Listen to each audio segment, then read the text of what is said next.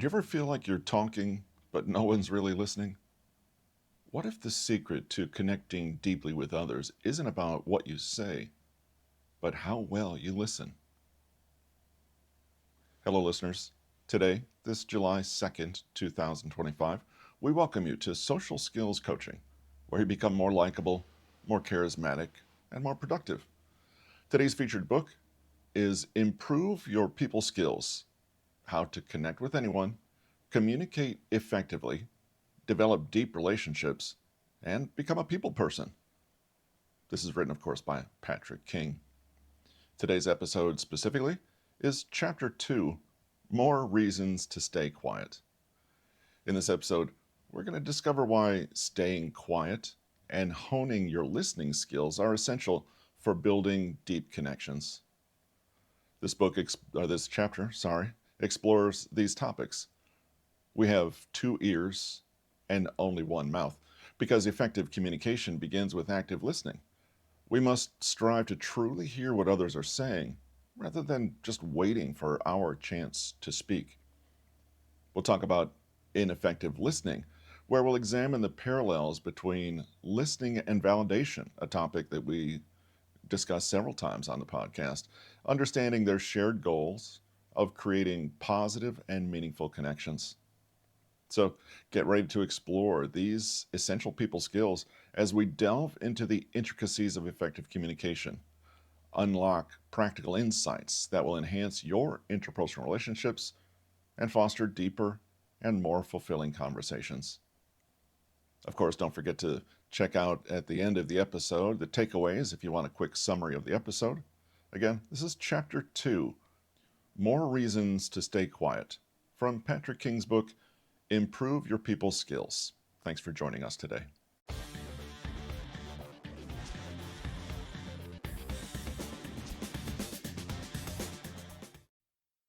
Here, we carry on with the same theme we started with. People skills are not necessarily about what you say. The first chapter showed that it's very much about how you think about other people that will determine your success. Humans are more observant than you might think. And if you don't have genuine feelings of curiosity, interest, and goodwill, then you're not going to get very far. The next step from having the proper thoughts about others is giving them the space to feel good while interacting with you. It's about listening, validating, and how to make people feel comfortable and safe with you. Again, not really about what you say, but about how you make them feel. These aspects, though seemingly commonsensical and easy, cannot be understated. If you don't listen to people, they will see no point in talking to you. If you don't validate people, they'll get a distinct displeasure from interacting with you. And if you don't make people feel comfortable and safe, they'll avoid you altogether.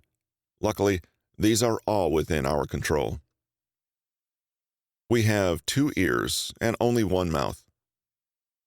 Raise your hand if this has ever happened to you. You're speaking with someone, and immediately after you finished speaking, they ignored absolutely everything you said, didn't even acknowledge it, and continued on their separate thought or tangent. It's as if they didn't hear a word of what you said, and they probably didn't. Can you imagine this happening during a theater performance? Actor number 1. I want to go to the butcher shop now. Have you heard of it? Actor 2. This table is fascinating. Do you think it was made in Germany? Actor 1. So, back to that butcher shop. Actor number 1 would be left confused and scrambling. Unfortunately, if we're honest with ourselves, this type of interaction is common and happens often. For all of our good intentions, most people are terrible listeners, us included, and it impacts the quality of our relationships. People want to say what they want to say, and they are more interested in their own lives than anyone else's. To most, on an unconscious level, sharing is caring, not listening. This is normal human nature, but that doesn't mean we should kowtow to it. Solid people skills and communication are a two-way street, and you have to give the other person space to speak in order to receive it for yourself. Unfortunately, for many people, hopefully not you, conversation is seen as a dumping ground. This will happen in one of two ways. People will either come in with a fixed agenda and set of talking points, or they'll be so wrapped up in their own lives that they just want to share it with you and not hear about yours. In either case, they open their mouths, unload information, and don't stop until they get tired of their own voices. How does this make the listener feel? People aren't dumb. People can detect when you are engaged and interested in what they have to say.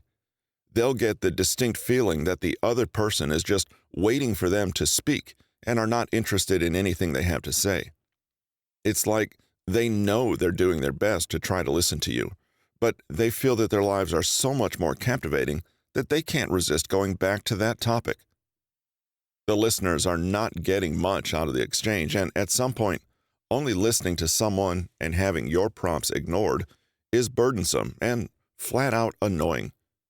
In a theater performance, the two parties won't be working together, and the scene will be disjointed as one person will have to keep catering to the other person's whims. Silence is an effective communication tool. Use it more frequently than you think you should. If anyone you engage with answers your questions happily but doesn't pause to ask you how you're doing, then they need to shut up more. If that's you, you're the one who needs to shut up more. It can be difficult because sometimes we build up a lot of steam during conversations. We feel like we're on a roll with what we're talking about, and we could talk about it for hours. But that's a selfish pursuit, and if someone wants to hog the spotlight for a while, you must absolutely surrender the spotlight and be willing to derail yourself and jump completely into someone else's ideas and topics.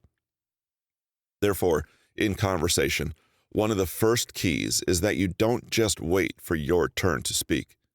To some, this sounds like, let people speak and don't interrupt them, but it goes deeper than that. This actually means to empty your mind and stop composing your response or the next topic while someone is speaking. When you're listening, you aren't only waiting for your turn to speak and preparing for that. You're listening with a blank slate and then tailoring your response directly to what was just said. Wherever the other person wants to derail the conversation to, you must be willing to go with them. That's great listening and a showing of respect. If you're letting the other person speak simply because you feel like you shouldn't be speaking for so long at one stretch, you're just waiting for your turn to speak. You aren't participating in the conversation. You're giving a monologue in the hopes that the other person contributes and listens to it. Or worse yet, the other person listens in a similar fashion to you, and you're in a case of dueling monologues versus a dialogue. Worse yet, you are not respecting them. It tells them you do not value them enough to listen while you're waiting for your turn to unload what you have to say. Much of this is subconscious, so it would be wrong to say that we are malicious in our daily conversations. We sometimes get too eager to talk about ourselves because our lives are most interesting to us, so why wouldn't they be to others? We're like puppies discovering snow for the first time and are unable to contain our excitement. We already had an example of poor listening earlier, that damned butcher shop. However, it was egregious, and most examples of poor listening are subtler, and you may not even realize that they are bad. They might merely be classified as ineffective. Ineffective listening. Bob: I heard that butcher shop is pretty good. Johnson: Cool. Where is it? Bob: About a 10-minute walk. Johnson: Oh, I see. Did I tell you about my new niece? Bob: No, you didn't. Congratulations. Johnson: She's really cute. Here's some pictures. The reason this is ineffective listening is because Johnson merely pays lip service to Bob's interests before being unable to contain himself from talking about his niece. He doesn't see Bob's thought to completion and cuts him off in the middle to shift to his own topic. This is the type of poor listening that we encounter more on a daily basis. It's subtle, but just as bad sometimes. Here's that conversation, but with better listening. Bob: I heard that butcher shop is pretty good. Johnson, oh, cool. Where is it? Bob, about a 10-minute walk. Johnson, oh, I see. Did you want to check it out? Bob, I do. Do you want to come with me? Johnson, sure. Along the way, I can show you pictures of my new niece. Both parties are able to wedge their thoughts in. Conversation that improves relationships and makes people feel positive about each other involves an interplay between silence and speaking, and both parties have an equal opportunity to take the spotlight. Collaboration is the name of the game, and waiting for your turn to speak doesn't contribute to a shared goal, only yours. Interrupting, of course, is also a no-no in the quest for better listening. Interrupting sends the message of, I know you were talking, but what I have to say is more interesting for both of us. Or, what I'm saying is more important than what you say. Again, it's not conscious, but that's what happens when we put our thoughts and agendas over those of other people. You might think it's not a big deal, but if you keep interrupting, that is precisely the message you send. Your conversation partner doesn't know what's going on inside your head, so who can blame them for feeling alienated if your actions don't represent your intentions?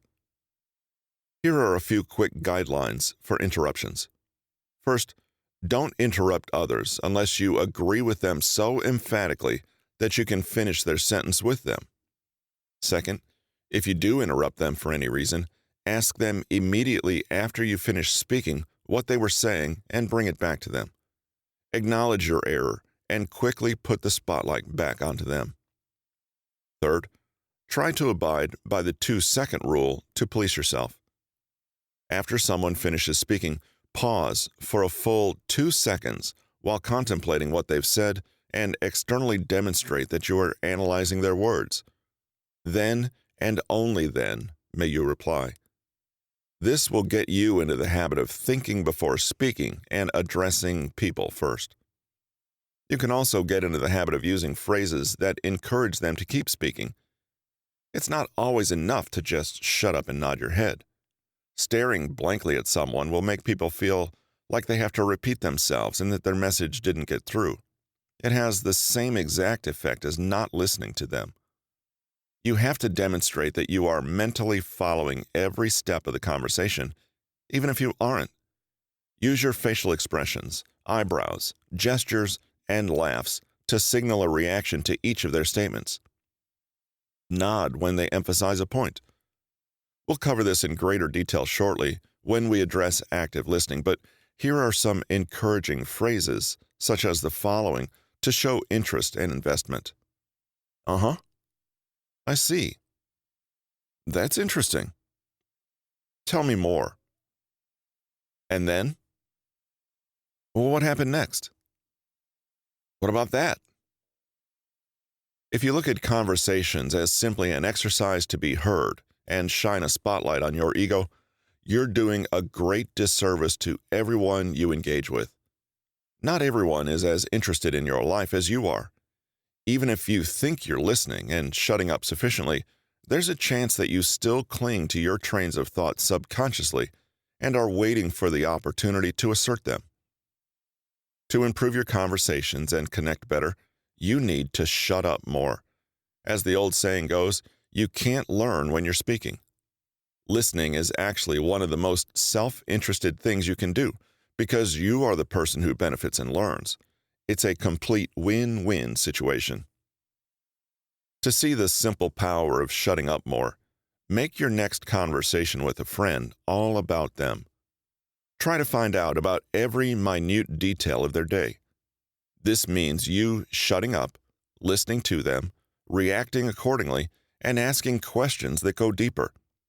Say as little as you can while reacting properly and moving the conversation along in whatever direction they want. Make it as unbalanced a conversation as possible. Don't interrupt them, and try to coax as many stories from them as possible. Note how willing they are to speak about themselves in detail. Is this easy or difficult for you? Did it feel unnatural to ask people deeply about their day and focus on them? If it did, then you just might need to practice shutting up more. By the way, much of what has been discussed regarding listening thus far is about how to resist your selfish tendency to seize the spotlight and share to your heart's content. But if you have that, so does the person across from you. Step aside and give them the chance to be selfish in an effort to better your communication.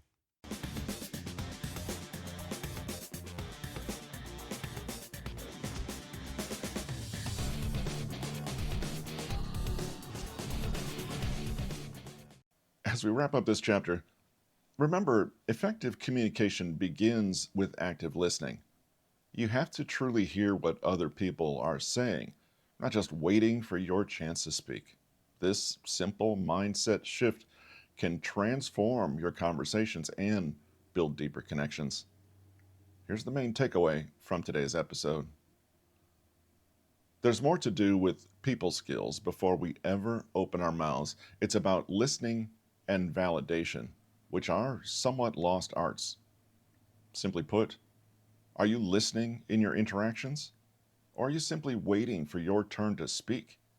This is an important distinction, as the former creates flowing conversation and the latter creates battling monologues. There are many aspects of listening that are similar to validation, as they are focused on providing a specific positive outcome. And with that, we wrap up this episode with a quote from Stephen King. We make up stories about each other's lives. If we listen hard enough, we might actually hear something.